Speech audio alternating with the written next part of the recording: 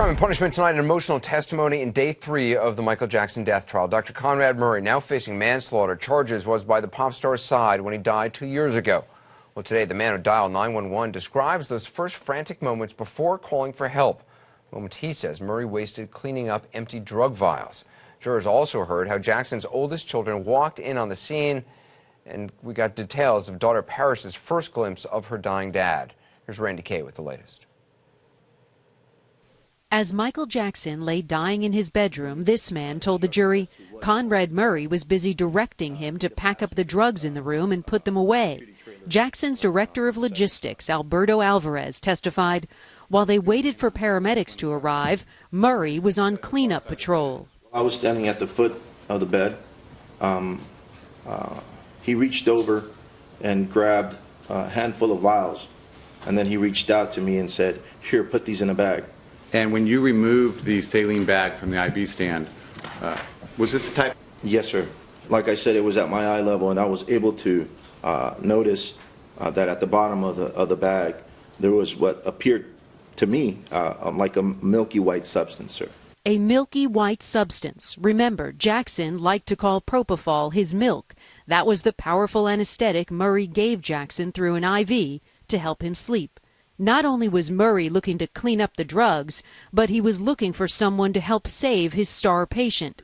Alvarez told the jury Murray asked him to help revive Jackson, who lay lifeless on the bed. Now, as you came in and saw Conrad Murray giving compressions, or what you described as compressions, was he using one hand or two hands? He was using one hand, sir. He had his hand with his palm open, and he was giving chest compressions in this manner. The prosecution hoped the jury would realize Dr. Murray was doing CPR wrong, using one-handed chest compressions on Jackson's soft bed instead of the firm floor. And there's more. He was giving mouth-to-mouth, sir. And what, if anything, did Dr. Murray say as he was giving mouth-to-mouth to Mr. Jackson? I recall that after a couple or a few breaths that he breathed into Mr. Jackson, he came up and he said, "This is the first time I do mouth-to-mouth, but I have to. He's my friend." In all the hysteria, Alvarez noticed Jackson's 2 older children watching in horror. They were right behind me, and Paris screamed out, "Daddy." Dr. Conrad Murray said, "Hurry! Don't let them see their dad like this." In between helping with CPR and clearing out the drugs in the room, Alvarez says Murray asked him to call 911. On cross-examination, defense attorney Ed Chernoff tried to cast doubt on Alvarez's timeline, hoping to show Dr. Murray did have his priorities in order. Isn't it actually likely that when you talk about things that are being put away, it was while after the paramedics came and before you went to the hospital? No, sir.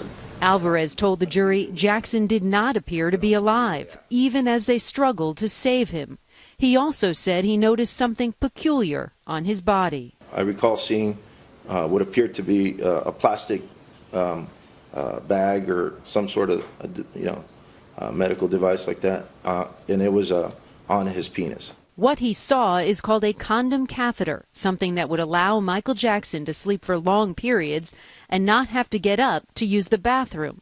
This pokes holes in the defense theory that Jackson got up when Dr. Murray left the room, downed 8 lorazepam pills, and then returned and gave himself the fatal dose of propofol, not realizing the mix would kill him. Randy, Jackson's personal chef testified late this afternoon. What stood out in her testimony? Anderson, she gave some new details about Dr. Murray's behavior when Michael Jackson actually stopped breathing. She told the jury that she was preparing lunch for Jackson in the kitchen downstairs when Conrad Murray came down from upstairs in a panic. She described him as frantic. She said that he shouted to her to, quote, "Get help, get security, get Prince." As you know, that's Jackson's oldest son. What's key here, she said Dr. Murray did not tell her to call 911. And this all happened, according to the chef, at 12:05 or so local time. That would be 15 minutes, Anderson, before 911 was ever called. A critical 15 minutes. Yeah, critical indeed.